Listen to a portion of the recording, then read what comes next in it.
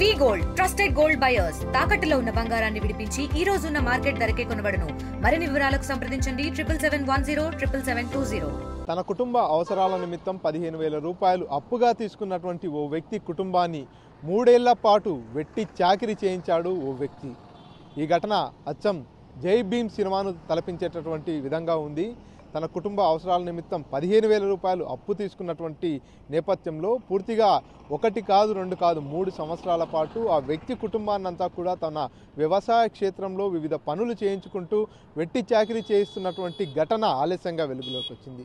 నర్సయ్య అనేటటువంటి వ్యక్తి చెంచుపల్గు తాండాకు చెందినటువంటి ఓ వ్యక్తి దగ్గర 15,000 రూపాయలు అప్పుగా తీసుకున్నాడు. ఆ అప్పు చెల్లించకపోయినటువంటి నేపథ్యంలో సదరు వ్యక్తి నర్సయ్య కుటుంబం మొత్తాన్ని కూడా దాదాపుగా 3 సంవత్సరాల పాటు తన వ్యవసాయ క్షేత్రంలో వివిధ పనులు చేయించుకుంటూ పూర్తిగా వెట్టి చాకిరీ చేయించినటువంటి పరిస్థితి.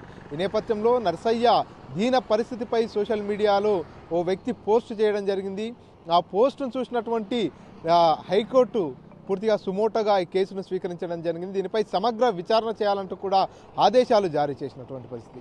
నవంబర్ 13వ తేదీన ఎవరైతే వెట్టి చాకిరీ చేస్తున్నటువంటి వ్యక్తి ఉన్నారో ఆ వ్యక్తిపై కేసు నమోదు చేయించడం జరిగింది.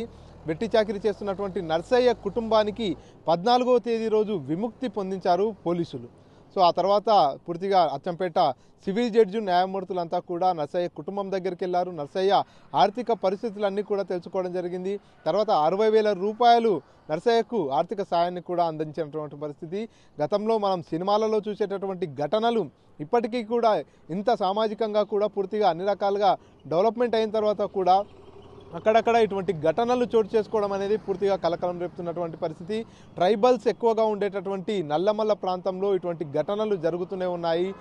ఏదైతే డబ్బుల కోసం ఎవరైతే వారి అవసరాల కోసము ఇతరత్ర సమస్యల కోసము అప్పుగా తీసుకున్నటువంటి నేపథ్యంలో వారంతా నిరక్షరాస్యులుగా ఉన్నటువంటి నేపథ్యంలో వారందరినీ కూడా రకరకాల భయం పెట్టేసి ఈ రకంగా సంవత్సరాల పాటు వారందరిని వెట్టి చాకిరీ చేయించుకుంటున్నటువంటి పరిస్థితులు అయితే ఇంకా నల్లమల్ల ప్రాంతంలో కొనసాగుతున్నటువంటి పరిస్థితి. ఈ నేపథ్యంలోనే నర్సయ్య కుటుంబం అనుభవిస్తున్నటువంటి దీన గాథను తెలుసుకున్నటువంటి హైకోర్టు సుమోటోగా దీనిపై కేసు నమోదు చేయడం జరిగింది. ఎవరైనా సరే నిరక్షరాస్యులు కావచ్చు, పూర్తిగా సమాజం పట్ల కొంత అవగాహన లేనటువంటి వ్యక్తుల్ని ఆసరాగా చేసుకొని వారితో వెట్టి చాకిరీ చేయించినా వారి పట్ల కర్కశంగా ప్రవర్తించినా కూడా పూర్తిగా కఠిన చర్యలు తీసుకుంటామంటూ ఇప్పటికే న్యాయస్థానం కూడా హెచ్చరికలు జారీ చేసినటువంటి పరిస్థితి. ఏది ఏమైనా నల్లమల్ల ప్రాంతంలో ఓ కుటుంబం మొత్తానికి 15,000 రూపాయల అప్పుగా ఇచ్చినటువంటి నేపథ్యంలో 3 ఏళ్ల పాటు వెట్టి చాకిరీ చేయించుకున్నటువంటి ఘటన అయితే కలకలం రేపుతున్నటువంటి పరిస్థితి. కెమెరా పర్సన్ నర్సింగ్రెడ్డితో మణికంఠ, RTV, మహబూబ్ నగర్. మరిన్ని వీడియోస్ కోసం ఛానల్ ని సబ్స్క్రైబ్ చేయండి. లేటెస్ట్ అప్డేట్స్ కోసం వాట్సాప్ ఛానల్ ని ఫాలో అవ్వండి. ఆ లింక్ డిస్క్రిప్షన్ లో ఉంది.